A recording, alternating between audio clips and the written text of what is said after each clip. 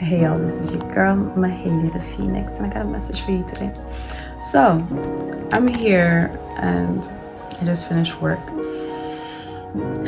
and part of me just started feeling like, yo, this is gonna be rough. And then I got this image in my mind of a time where I lived in a situation where every day, something was being done intentionally to try to disturb my peace. I feel like for the past few months, I've been going through these challenges where the people around me are intentionally doing things to try to get me off my game, to try to make me break, get out of character, to try to make me get upset. There's times where they've managed, they've managed, but then I had to just pick myself up back real quick. Especially when you realize what's being done, you gotta catch yourself, because you can't let them catch you slipping. But what I mean by that is, you have to remember why you're doing the things that you're doing. You have to remember what's your goal. You have to remember what's your purpose. You have to remember that this ain't nothing new. Whatever is being done to you right now, unless you're really going through a new phase, but I'm sure you can find links, correlations, similarity, whatever you want. But I'm sure you could find something familiar in this new phase. I'm sure you could find something familiar, something similar in your new challenges. And you have to remember that you have overcome your past challenges.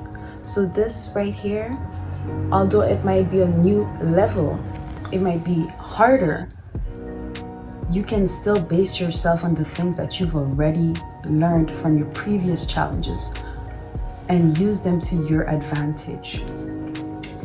I feel like everything you go through in life is preparing you for what you've asked for, but it's also preparing you for the challenges, the obstacles, the battles that you will have to endure on your way to your dream, on your way to your blessings.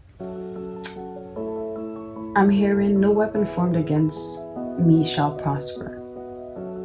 And I remember hearing once, God said it shall not prosper, but he never said he never said like no weapons will be formed against you. He never said no daggers are gonna be sent your way. I mean, how I think of it is like, I think of animals and things like that. How I think of it is like this. God's spirit, your ancestors, put this shield of protection, like this big bubble of light around you. And people send attacks your way. So some of the attacks might, burst the bubbles here and there, might hit. So there might be some collateral damages. You might get, thrown across the room. You might fall. You might get a few scars. But you ain't. What's the expression? How was it again? But you ain't dead though. But you ain't dead though. I mean, there's times we've been through things and you really felt like, yo, this is it. I'm not gonna make it. But here you are. You made it. You're still here. No weapons formed against you shall prosper. Doesn't mean the weapons won't be formed. people will be pimpling. people will try to test you, try to test your faith, try to test your patience, try to test your character, try to test every, that almost came out. Every little thing. And it's up to you when those tests arise to know, what do you want? Are you gonna set yourself up to succeed?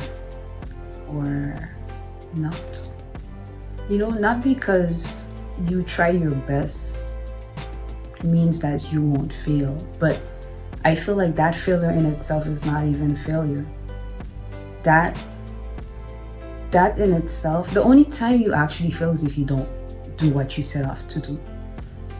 And that's the one that hurts, because you let people get the best of you. You let people get in the way of what you wanted. You let external circumstances allow you to be in your own way. I think that's the one that hurts the most, when you realize, I can't believe I stopped myself from going after this because of this one person that right now ain't worth a thing to me.